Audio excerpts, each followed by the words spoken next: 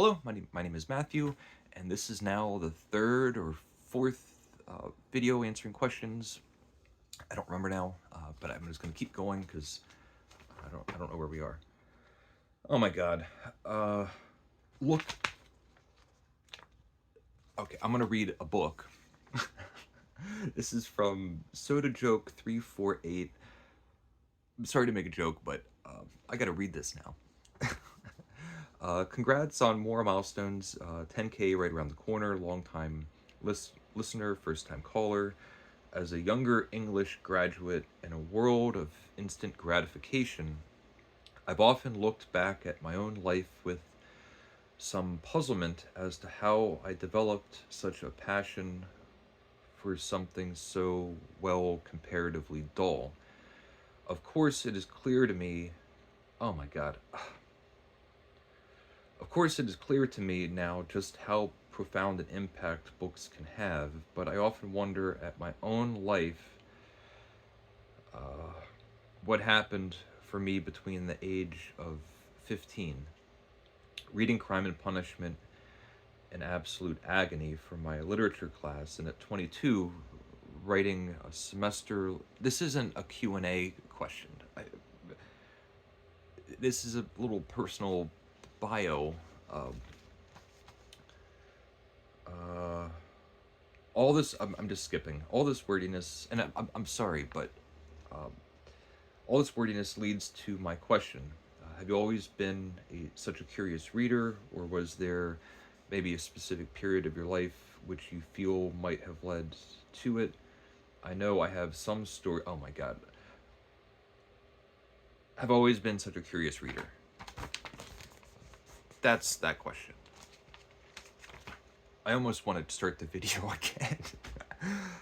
um, so I said in an earlier video, I didn't start reading for pleasure until I was about 18 or 19. I had an instrumental friendship strike up with my old friend Bob, who showed me the joys and wonders of reading. Okay. Tim2401. It would be interesting to see your reactions after reading the Sun Eater series, first book being Empire of Silence, and also A Song of Ice and Fire, Game of Thrones. Both of these series seem outside of your typical fancy, but it would be fun to read your reactions to both. I agree. I don't read very much fantasy or science fiction, um, if if that's what these fall into, and other genres. Um, I'd be happy to. I will say, as far as Game of Thrones, I watched.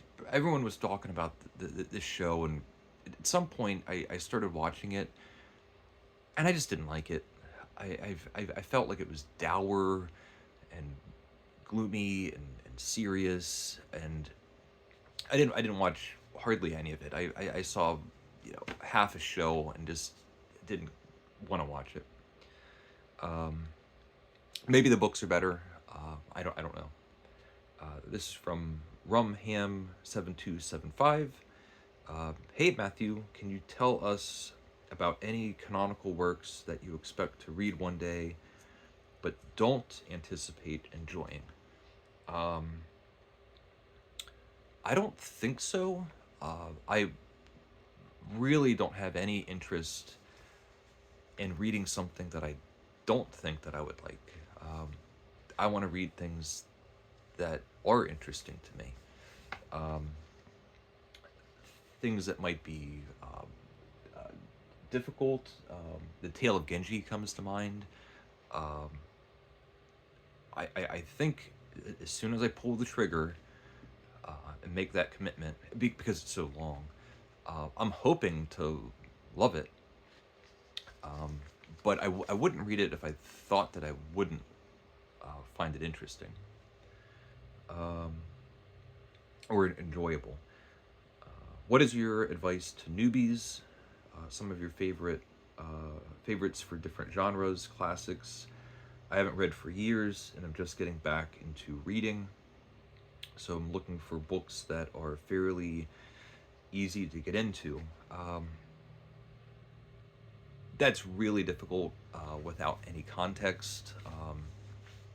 I personally wouldn't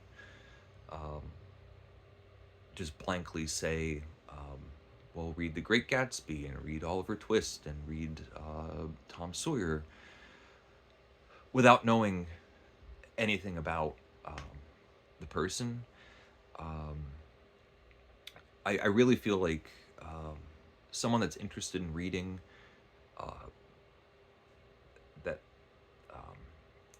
is looking to gain experience, I think instead of thinking about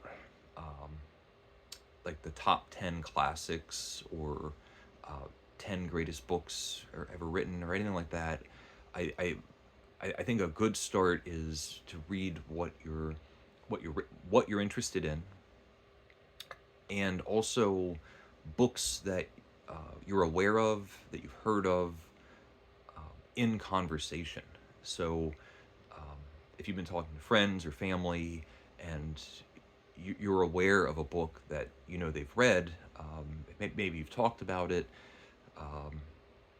and I think those are kind of better starting points than something short. Read Sherlock Holmes short stories and Maupassant short stories and Chekhov short stories. Can't go wrong. Thank you for your videos. I've been watching. Oh my, I'm sorry. I apologize. Marcel Lusra Fanali Rossetti. Thank you for your videos. I've been watching since 2020, so 5 years. I look significantly older. 5 years is a long time. Thank you. The Secret Garden B7E. Have you ever donated, sold, or given away books that you didn't quite enjoy reading? Yeah, I have. I've donated books to Goodwill. I should get into like online selling because I know there's a big market for that. Not that I'm trying to be a bookseller, but there are books that I know I'm not gonna. There are books that I know that I probably won't read again, but that I did enjoy. It's not that I just only want to get rid of books that I don't enjoy. It's both. I also give away books.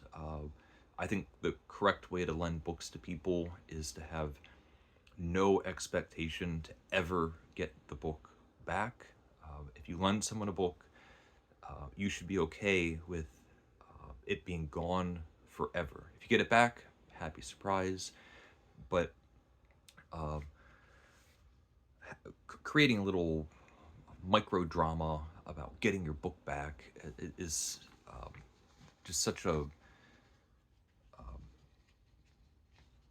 strange position to put yourself into. If you have a book that you want to keep it. If you give it away, be okay with it being gone. That's my opinion.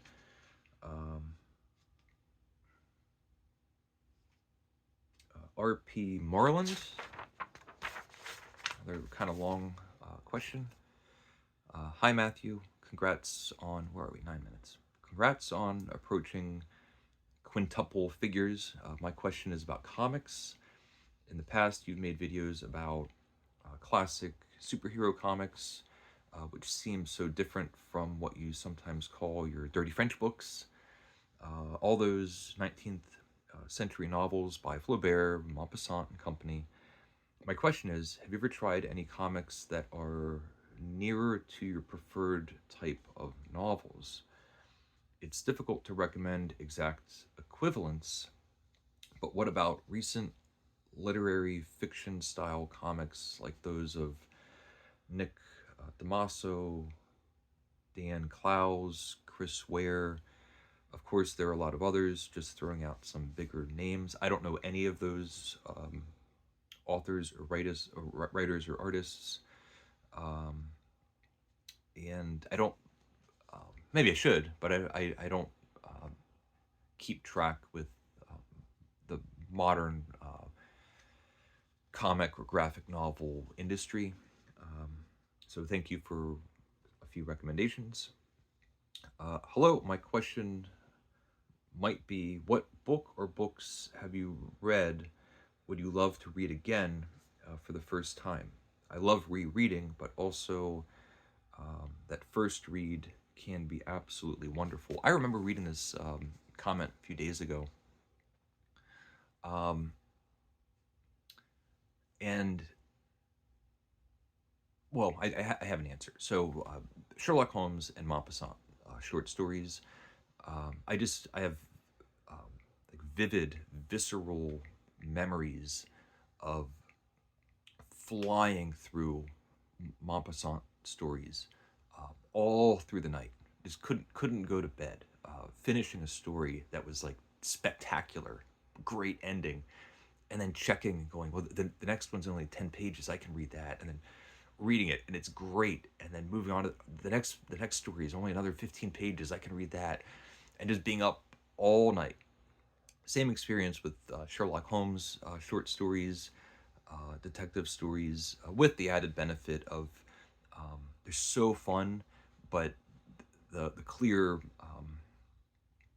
mystery is lost after you've read it. They're still wonderful to read as rereads, but those are some answers. Um, Congrats. Where do you think a reader should start with?